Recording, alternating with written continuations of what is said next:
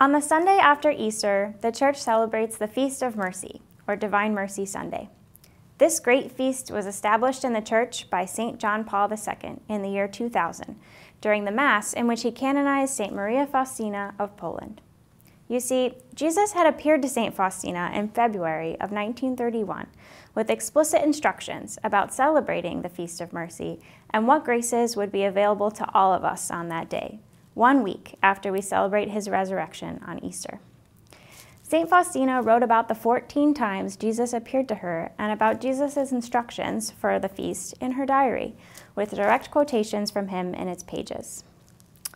In this video, we will hear from 3 sisters of Our Lady of Mercy from the St. John Paul II National Shrine in Washington, D.C.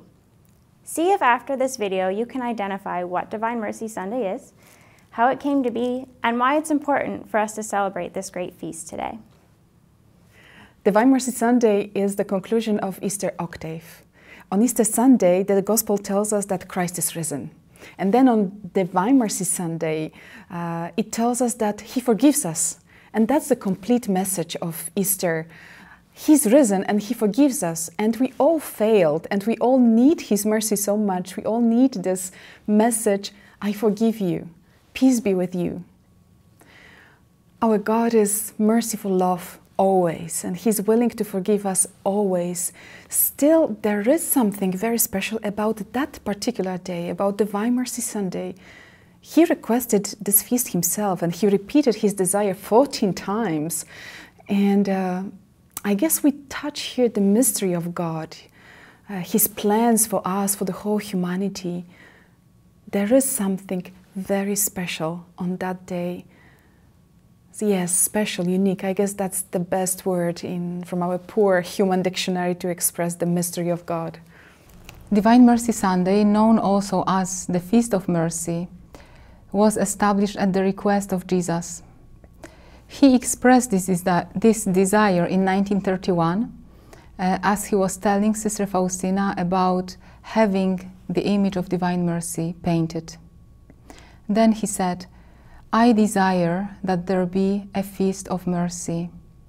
I want the image which you will have painted on canvas be solemnly blessed on the first Sunday after Easter. This Sunday is to be the Feast of Mercy.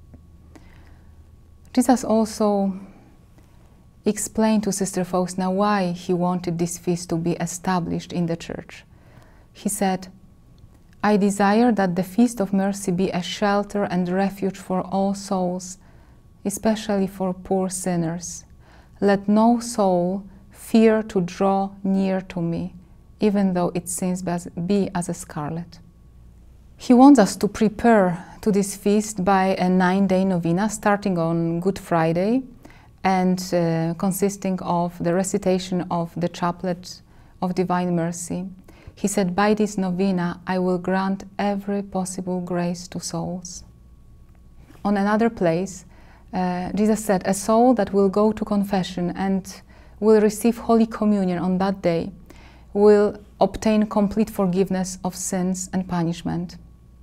The Holy Communion must be received on this very day. Confession may take place even several days ahead of this time.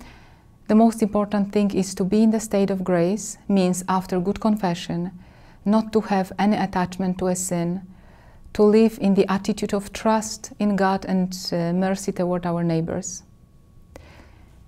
He also expressed his wish regarding priests, saying, on this day, priests are to tell souls about my great and unfathomable mercy. So this special, exceptional, unimaginable grace of complete remission of sins and punishment is attached to the Holy Communion received on this very day in the state of grace, of course. So the Divine Mercy Sunday, it's a great desire of our Lord because He Himself asked for it. He requested it when He appeared to St. Faustina in Poland in 1931.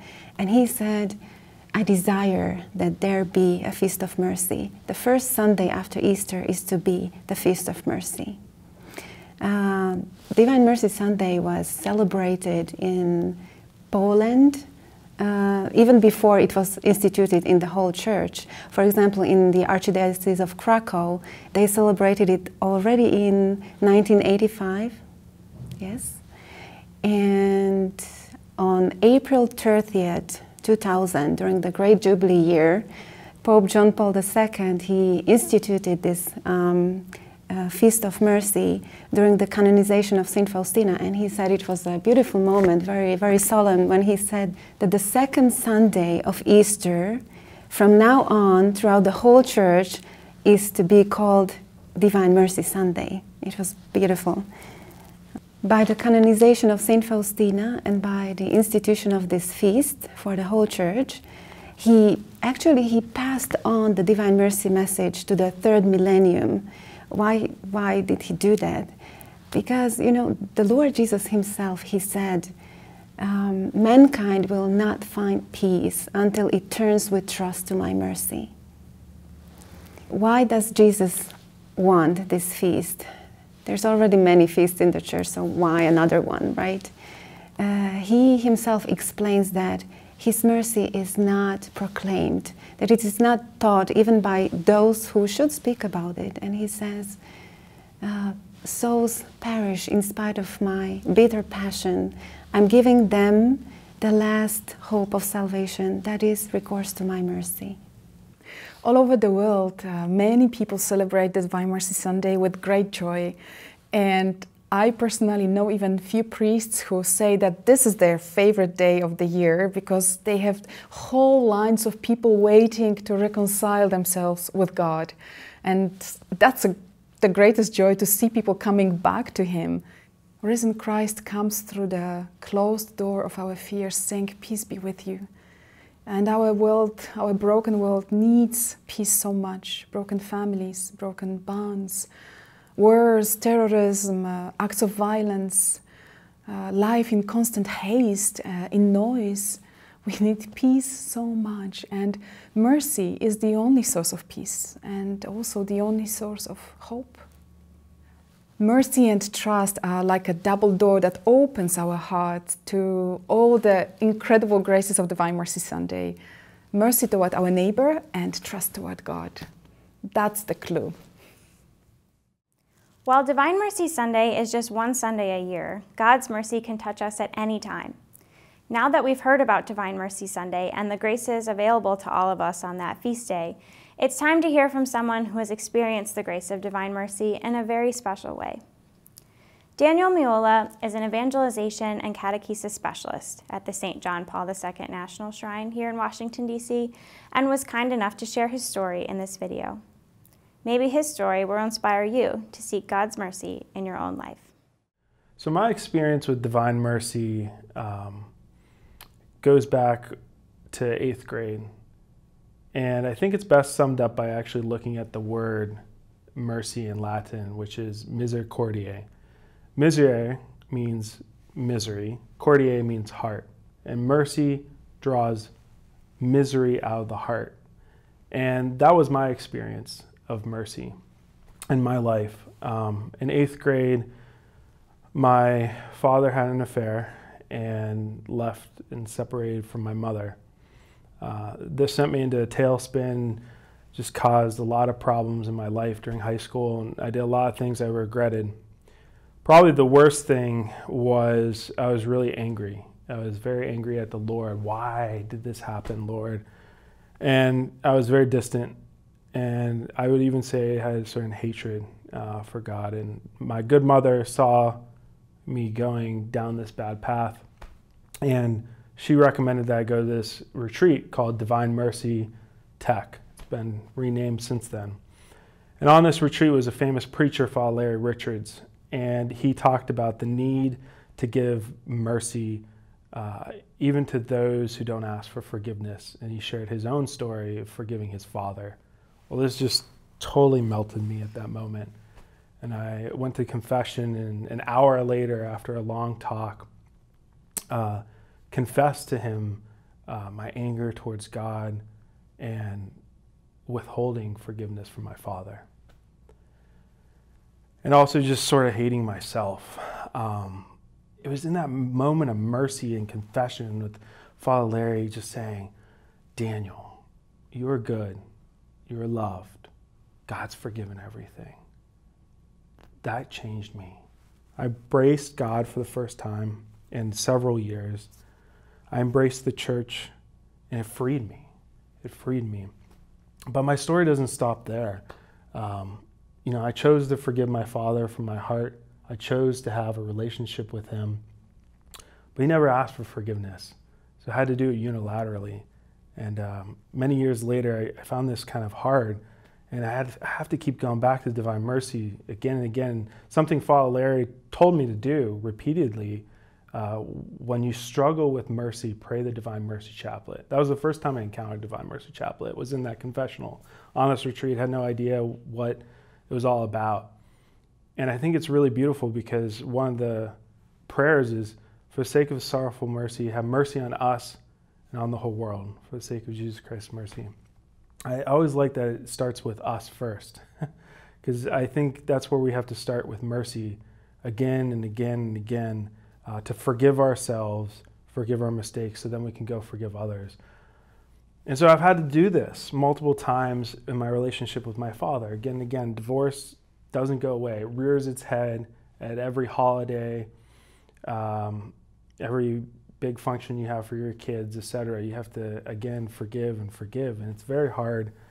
And you just have to remember that what does Divine Mercy look like? It looks like the cross. He forgave us while we're still sinners.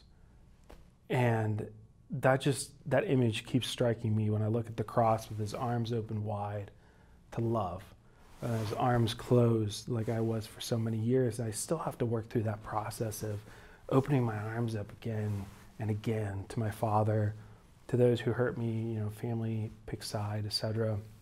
So my story is unfinished. But the other beautiful thing is, when you look at Divine Mercy, one side of it's the cross, the other side, which is beautiful, is the resurrection. And I've experienced that too in my life. Not just the freedom that I've felt from forgiving my father, forgiving myself, but also God has taken my wounds and this broken individual from Erie, Pennsylvania, and raised me up and filled those wounds with his love. And now I can honestly say, only looking back, that he used those wounds to help me love others, to help overcome my own fear of marriage, and to be willing to commit to my wife. That was a huge deal. I used to be really afraid of committing, but with Divine Mercy, I knew, okay, it's possible, even if you screw up. And once a priest said too that the form of marriage for a Catholic is merciful love. It's Divine Mercy. And that gave me a lot of peace, saying, okay, I'm going to screw up, but I can do it. Divine Mercy is there with me and with my wife. And even if we repeat the mistakes of our parents, we're going to forgive. And so my story with Divine Mercy is still ongoing. Divine Mercy gave me that courage to love again. And that's the healing of the misery of my parents' divorce. God slowly taking it out of me, piece by piece, many years later. And I would just say for all those who maybe see this video in my story, to just be open and not be afraid, as John Paul II says, of Divine Mercy. Mercy is a scary thing. It makes us come to terms with the truth of ourselves. Mercy and truth go hand in hand. So it's okay if you're scared. I was scared. It took me an hour to do my confession because I think I was stumbling over, what do I say? What are they going to think?